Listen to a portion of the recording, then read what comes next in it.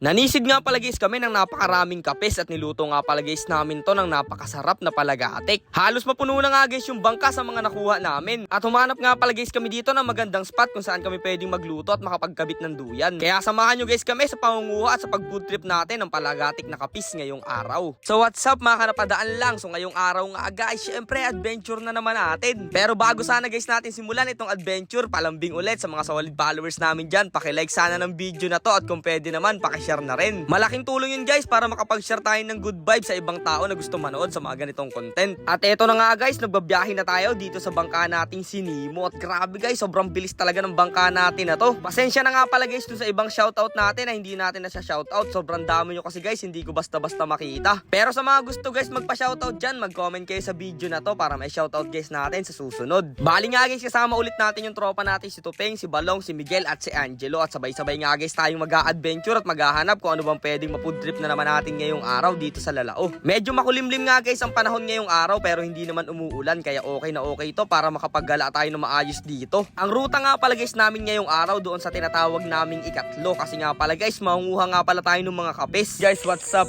Nakarating na kami dito sa ikatlo. At yan, manguha na tayo dito ng kapis at palagi tayo mag-head count guys kasi baka may makain sa atin ng buhaya dito.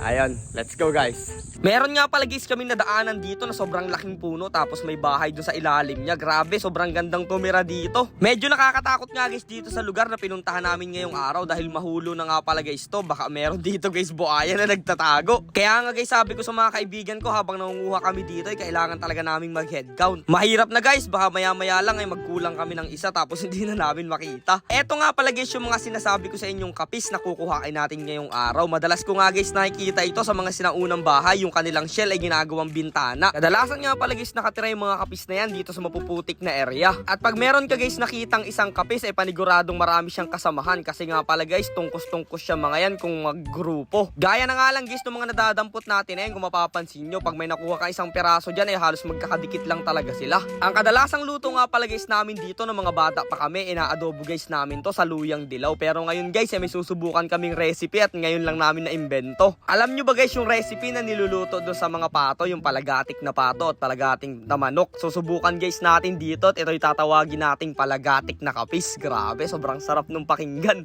Medyo madali nga lang guys manguha nito dahil pag nakatagpo ka ng mga kapis ay paniguradong nandito lang sila sa buong paligid. Napakarami nga pala guys ganito sa lugar namin kaya kung mapapansin nyo guys, sobrang dami na kaagad namin nakuha dyan sa saglit pa lang namin pangunguha dito. Dahil nga guys meron na tayong uulamin ay hahanap naman tayo dito ng spot kung saan tayo pwedeng makapagpahinga at makapagluto at dito na nga lang guys namin napili sa napakagandang spot na to. Hahakutin nga lang pala guys natin yung mga kapis na nakuha na yan tapos papabukahin guys natin para makuha natin yung mga laman niya sa loob. Pero bago ang lahat guys, nagkabit muna kami dito ng mga daladala namin duyan para habang nagluluto kami guys mamaya ay makapagtambay-tambay at makapagpahinga tayo dito. Napakaganda rin kasi guys itong place na napili namin ngayong araw tapos sobrang ganda pa ng hangin at wala masyadong init yung araw. Okay na okay talagang magduyan. Kung nakaabot ka nga guys dito sa part ng video na to, mag-comment ka kung taga saan ka para sana guys malaman namin kung hanggang saan nakakaabot itong mga video na ginagawa namin. Pagkatapos nga guys naming mahimay yung mga kapis na yun ay isasalang na natin yan. Pero uunahin ko nga palang isalang itong dala naming bigas at magsasaing muna tayo.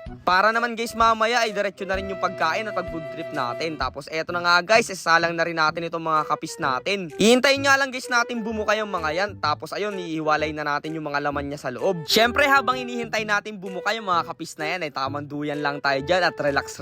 Balak nga pala guys namin bumili ng drone para makikita nyo yung magandang view at napakagandang lugar dito sa lugar namin. Talaga naman guys maa-amaze kayo sa lawak ng mangroves dito. Ganito na nga pala guys ang itsura niyan pag napabuka na natin yung mga tinatawag nating kapis. Hindi nga lang guys ganun kalaki yung mga laman niya pero masasabi ko talagang isa ito sa napakasarap na shell dito sa lugar namin. Nagtulong-tulong na nga lang guys kaming himayin itong mga laman dito sa loob at ayun guys kung makikita nyo grabe.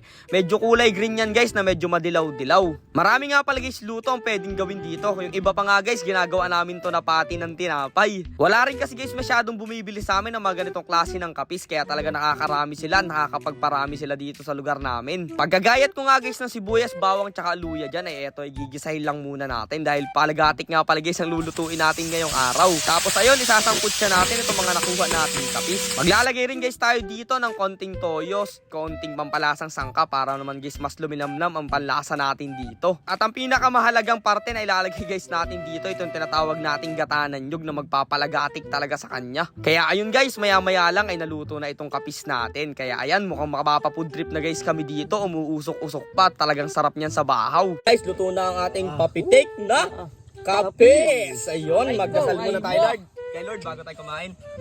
Lord, maraming salamat sa pagkain, sa pag-iingat. At palagi niyo po sana kaming bigyan ng blessing at ingatan kami sa kung saan kami pumupunta.